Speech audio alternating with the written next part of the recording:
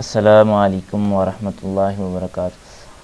आज हम सीखने वाले हैं कोरल ड्रा की क्लास नंबर 4 के अंदर शेप टूल।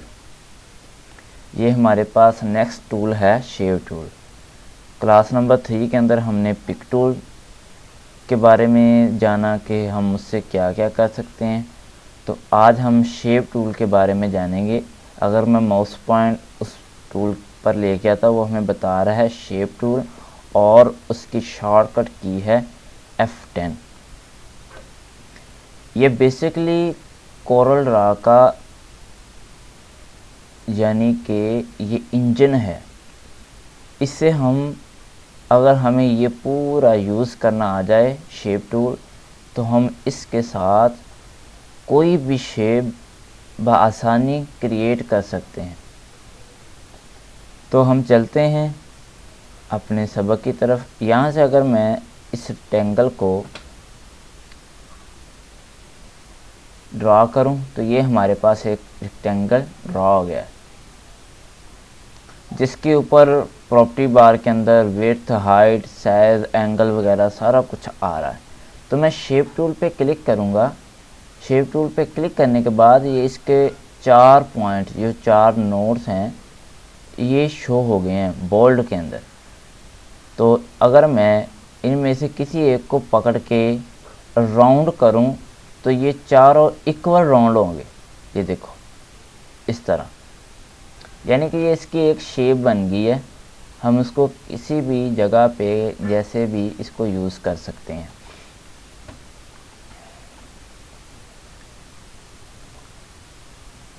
हम चाहते हैं कि हम अपनी मर्ज़ी से कोई शेप क्रिएट करें।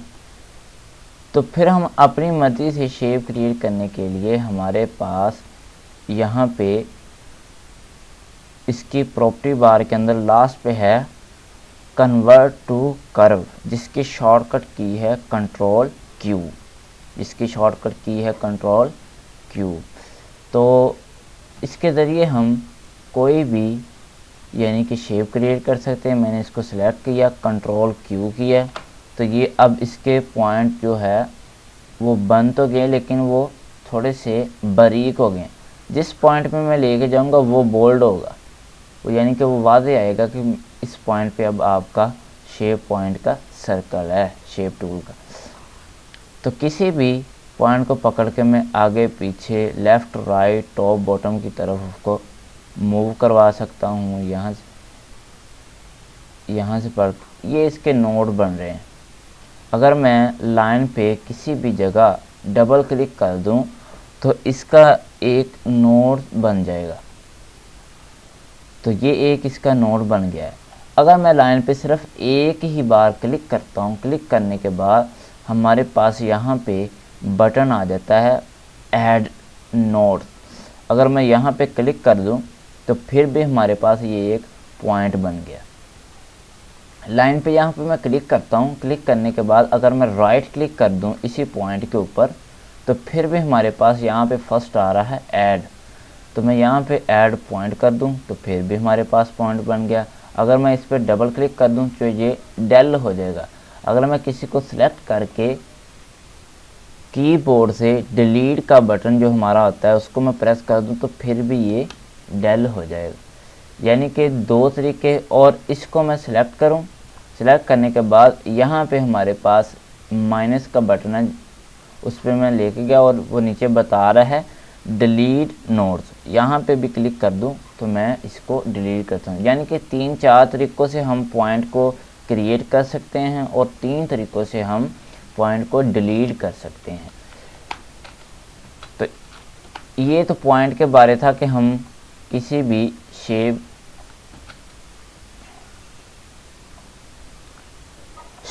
पे पॉइंट किस तरह बना सकते हैं और उसको पॉइंट को डिलीट किस तरह कर सकते हैं।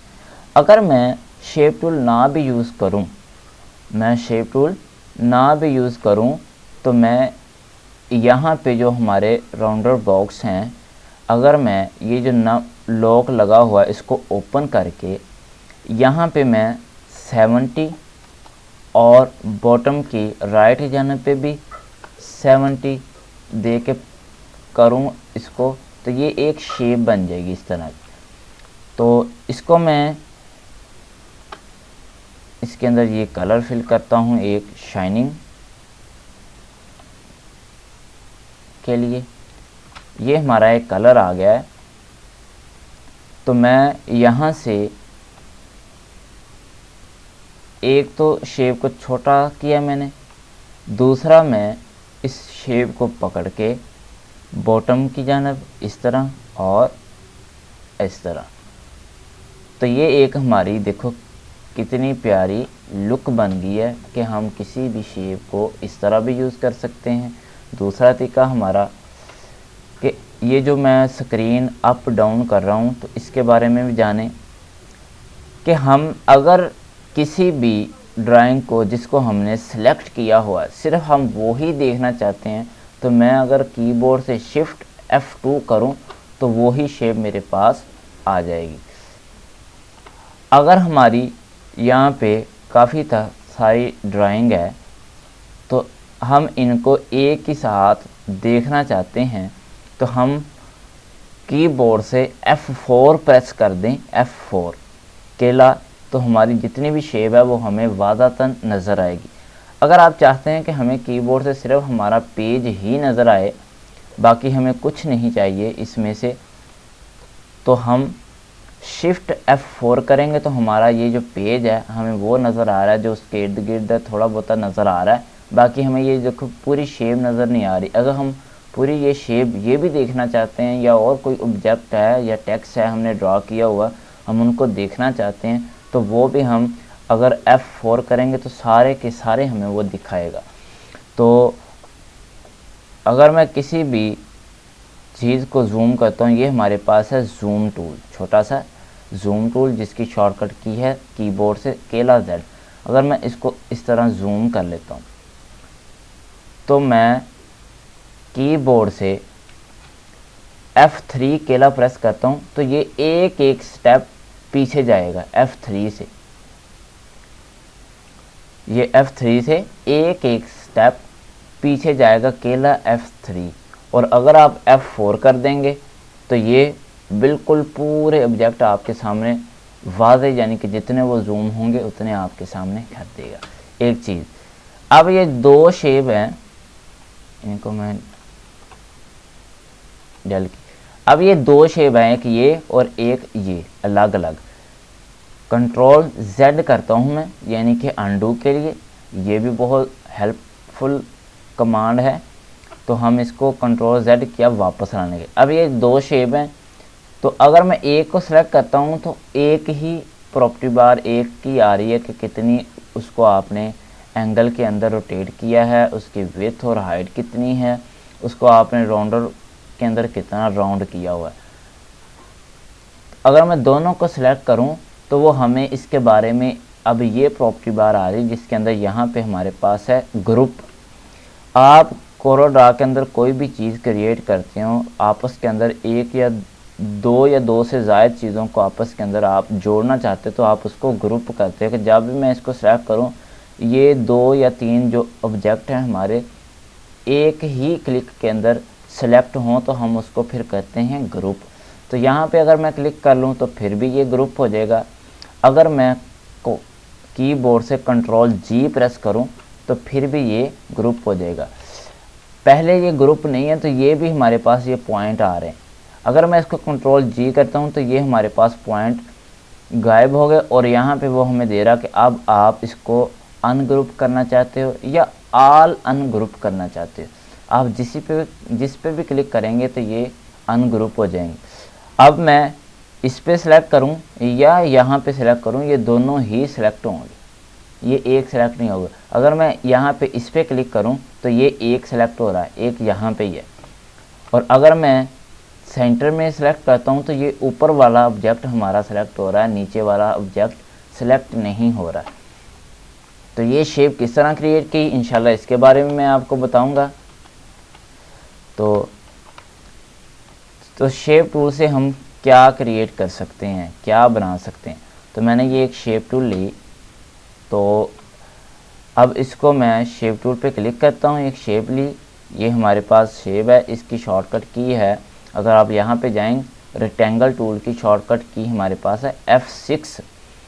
अगर हम कीबोर्ड से F6 प्रेस कर दूँ मैं अकेला, तो ये देखो ये मेरे माउस पॉइंट पे रेक्टेंगल यानी कि शेप आ जाएगी। ये तो इसको मैं ऐसे यहाँ पे ड्रा करता हूँ, स्पेस बार प्रेस करता हूँ, जैसे मैंने आपको पहले दूसरे लेसन के अंदर बताया था कि हम किसी भी टूल के अंदर मूव हैं तो उससे हमने पिक टूल यूज़ करना है, तो हम सिंपल कीबोर्ड से स्पेस बार प्रेस करेंगे तो हमारा पिक टूल सेलेक्ट हो जाएगा। तो अगर मैं फिर स्पेस प्रेस करता हूँ तो रेक्टेंगल टूल आ जाएगा, फिर मैं स्पेस बार प्रेस करता हूँ तो हम पिक टूल पे आ गए।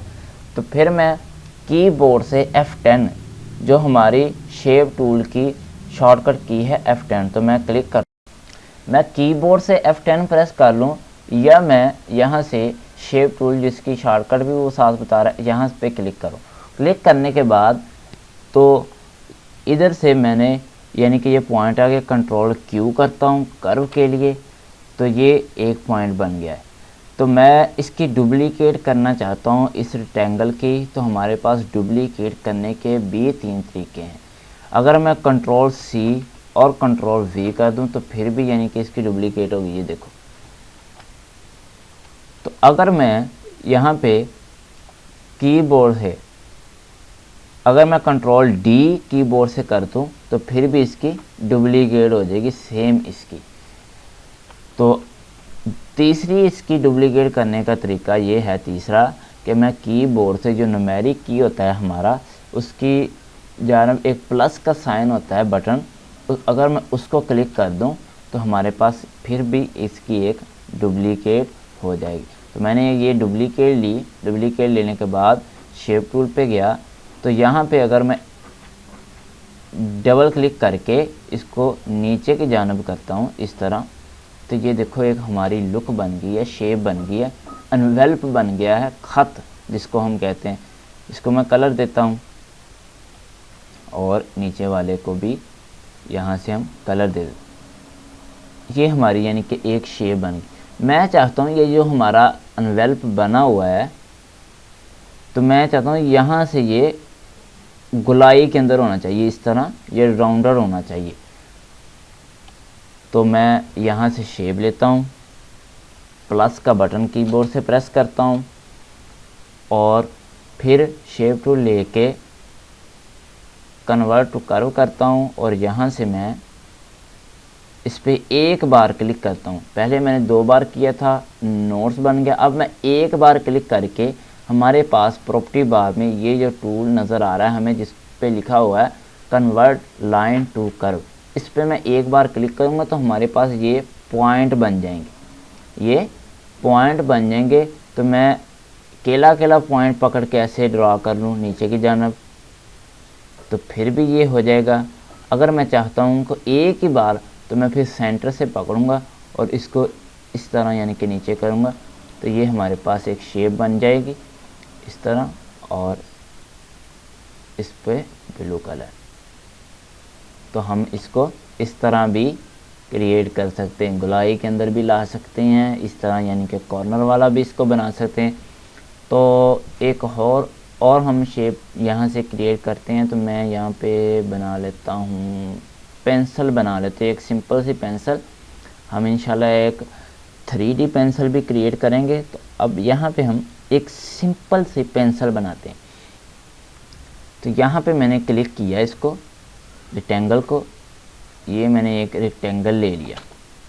लेने के बाद यहाँ से मैं अकेला Z प्रेस करता हूँ, तो इसको मैं जूम कर लेता हूँ इतना।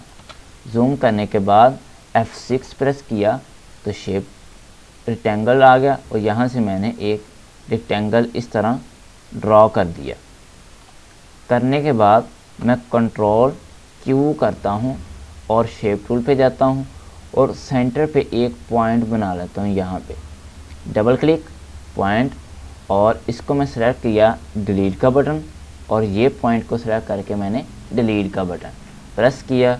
फिर मैं F4 करता हूँ कि शिफ्ट F4 पेज भी नज़र आए। तो फिर मैं Z प्रेस करता हूँ तो इसको नीचे की जानब से जूम कर लेता हूँ इतना, और रेक्टेंगल और यहाँ पे भी एक बॉक्स लेता हूँ। इस तरह लेने के बाद मैं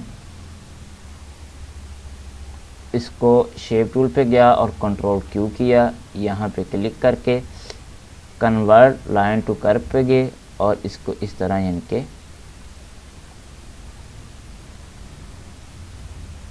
एक इसकी यानी कि रेज़र की लुक बना दी, जिसके अंदर हमें लगे कि ये एक रेज़र बनी हुई है। मैं इसको थोड़ा सा छोटा कर लेता हूँ।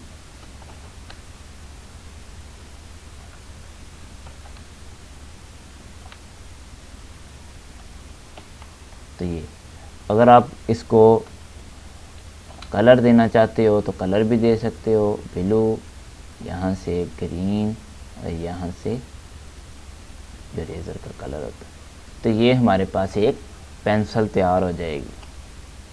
तो इस तरह आप किसी भी शेप को क्रिएट कर सकते हैं, बना सकते हैं।